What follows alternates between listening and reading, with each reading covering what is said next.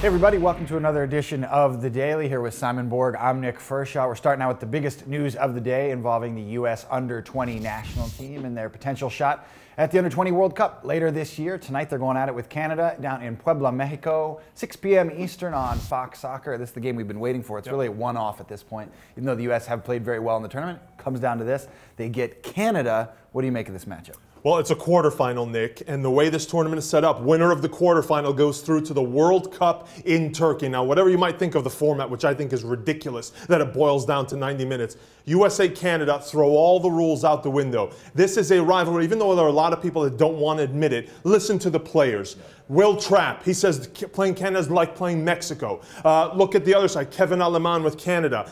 He's talking about there would be nothing greater than going to the World Cup and leaving the U.S. behind. There's a rivalry here. This is way different than anything else. And I think, though, psychologically, this favors Canada. I think Canada against the U.S. feels like they have a shot. Maybe there's that underdog thing. Yeah, the underdog mentality in this one for Canada. Make sure you log on to MLSsoccer.com. You can catch complete coverage of the U-20 tournament. 6 p.m. Eastern on Fox Soccer is the game, and a lot of MLSers in this one, including Jose Villarreal, you think is the best player in the tournament. Yeah, I think the U.S., Nick, has more difference makers than Canada, starting with Jose Villarreal up top at center forward. Mikey Lopez, though, from Sporting Kansas City, I thought made a big difference in Game 2 against Costa Rica. He's missing this one due to suspension. Well, again, the game is Tuesday night, 6 p.m. Eastern on Fox Soccer, the U-20s down in Mexico.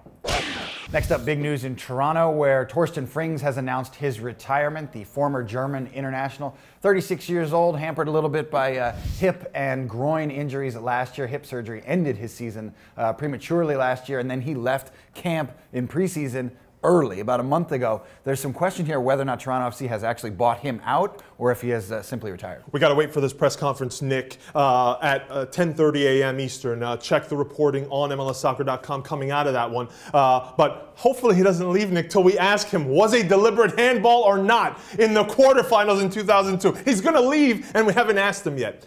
But regardless of that, him departing is a very good thing for Toronto, because I believe that the central midfield with Dunfield and Frings was way too slow, not mobile enough for an MLS midfield, central midfield. So look, hats off to Frings for being honest and saying, hey, my injuries are not going to allow me. Because other guys would have tried to continue to recover and play and have been hard-headed about it. Signed in the summer of 2011, signed as a DP the same day as Danny Koverman. So a lot of changes for Toronto FC. This is the second DP they've parted ways with in the past few months. You go back, Eric Osley was traded down to FC Dallas. So some big changes for Toronto FC. Torsten Frings has announced his retirement.